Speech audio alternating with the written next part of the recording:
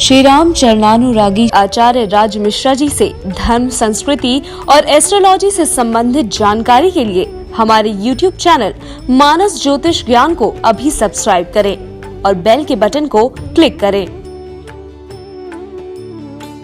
जय श्री राम। बहुत स्वागत है आपका आपके अपने खास कार्यक्रम और आपका अपना YouTube चैनल मानस ज्योतिष ज्ञान। मैं हूं आप सभी के साथ आचार्य राज मिश्रा।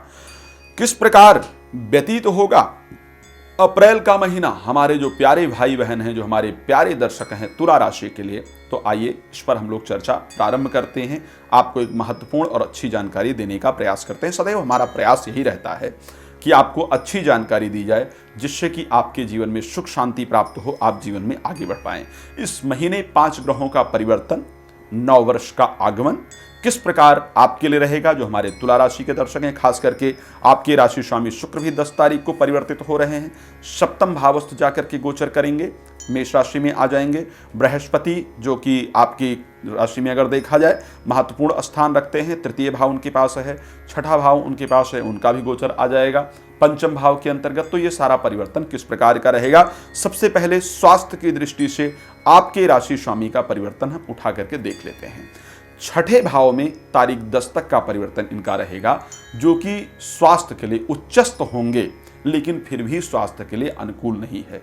छठा भाव रोग, ऋण और शत्रुओं का भाव है। तो तारीख 10 तक अगर हम देखें, जब तक आपके राशि स्वामी परिवर्तित नहीं हो रहे हैं, तब तक अचानक एक प्रॉब्लम सॉल्व किया तो दूसरी प्रॉब्लम ने पैर पसार लिया, दूसरी को सॉल्व किया तो तीसरी प्रॉब्लम ने पैर पसार लिया। कहीं न कहीं शत्रुओं से परेशानियां बनी रहेंगी। रोग, ऋण और शत्रु, ये तीनों चीजें तारीख 10 तक हमें परेशान करते रहेंगे। लेकिन तारीख 10 के बाद जैसे ही आपके राशि स्वामी का परिवर्तन सप्तम भाव के अंतर्गत होगा, परिस्थितियां आपके लिए अपने आप अनुकूल बनती चली जाएंगी।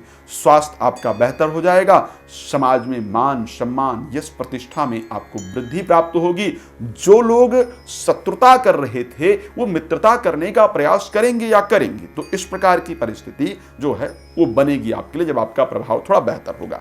लेकिन अब अगर हम दूसरी दृष्टि इसी पर डाल लें कि बृहस्पति पंचम भाव में आकर के गोचर करेंगे। अच्छा, कहां के स्वामी हैं वो? तृतीय भाव, जो कि ज्योतिष का पहला अवरोधक भाव माना जाता है, और छठे भाव के स्वामी हैं वो अगर पंचम भाव में गोचर करेंगे, अभी तक चतुर्थ भाव में गोचर कर रहे थे, तो उनकी परिस्थिति किस प्रकार की होगी। चतुर्थ भाव पे गोचर कर रहे थे तो परिस्थितियां नीचस्थ जरूर थे लेकिन परिस्थिति अनुकूल थी। लेकिन 5 अप्रैल को जब वो परिवर्तित करके पंचम भाव में जाएंगे तो रुकावट पैदा करेंगे। किस चीज में? क्योंकि तृतीय भाव अवरोधक भाव के स्वामी हैं, एजुकेशन में रुकावट पैदा करने का प्रयास करेंगे। जो बच्चे पढ़ाई कर रहे हैं उनकी पढ़ाई में दिक्कत देने का प्रयास करेंगे। साधारण ज्योतिष में पंचम में बृहस्पति पढ़ाई को अच्छा करता है, लेकिन अगर हम टेक्निकल चीजों पर जाएं, छठे भाव से संबंध देखें, तो एजुकेशन में प्रॉब्लम पैदा करने का प्रयास करेंगे। बच्चों से संबंधित जो कार्य चल रहे थे, जैसे बच्चों की मैरिज को लेकर के बातचीत चल रही थी, अचानक रुकावट देने का प्रयास करेंगे। जो कार्य चल रहा था उसमें अचानक परिस्थितियां खराब करने का प्रयास करेंगे, लेकिन आत्मविश्वास को बढ़ाएंगे भी। इस चीज को भी ध्यान रखना चाहिए कि आत्मविश्वास को बढ़ाएंगे भी। मित्र शत्रु जैसा कार्य कर सकते हैं, यह ध्यान रखिएगा। छठे भाव के स्वामी बृहस्पति हैं, तो जिन मित्रों पर बहुत भरोसा करते थे, जो मित्र बड़ी मीठी मीठी बातें किया करते थे या किया करती थी, उनसे भी सावधान रहने की आपको यहां पर आवश्यकता है। पीले वस्त्र का त्याग करना चाहिए। 5 अप्रैल के बाद इस माह में पीले वस्त्र का प्रयोग नहीं करेंगे।